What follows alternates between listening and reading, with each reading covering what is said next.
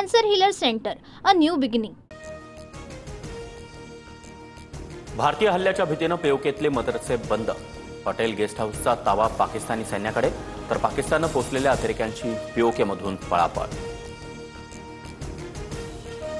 लष्कर ए तोयबाचा दहशतवादी हाफिज सईदचं लोकेशन बदलण्यात आल्याची माहिती.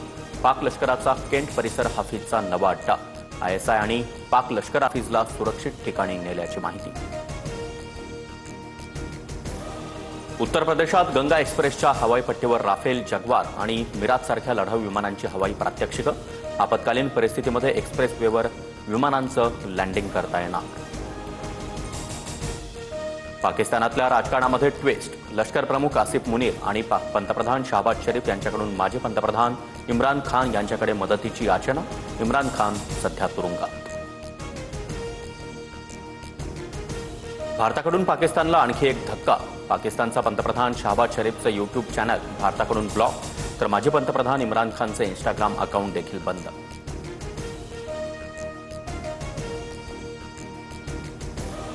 पाकिस्तानी क्रिकेटर्स आणि कलाकारांचे सोशल अकाउंट्स भारतामध्ये बॅन. बाबर आझम, मोहम्मद रिझवान, शाहीन आफ्रिदीचे इंस्टाग्राम अकाउंट भारतामध्ये बंद.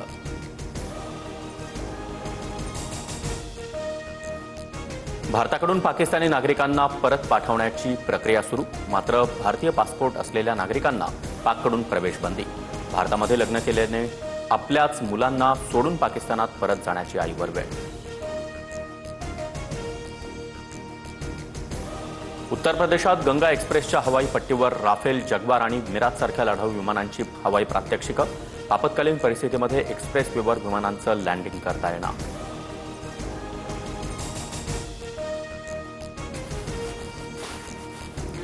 पहलगाम हल्ल्याबाबत सरकारचं धोरण अस्पष्ट. काँग्रेस कार्यकारिणी बैठकीमध्ये मल्लिकार्जुन खरगेंचं वक्तव्य, तर दहशतवादाविरोधी कारवाईबाबत विरोधक सरकारसोबत असल्याची ही भूमिका.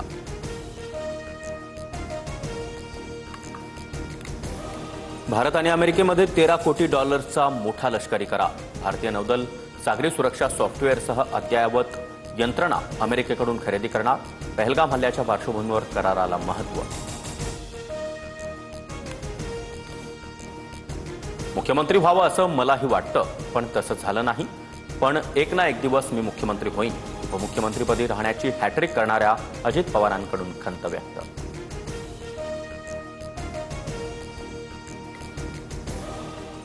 Cancer healer centre, a new beginning.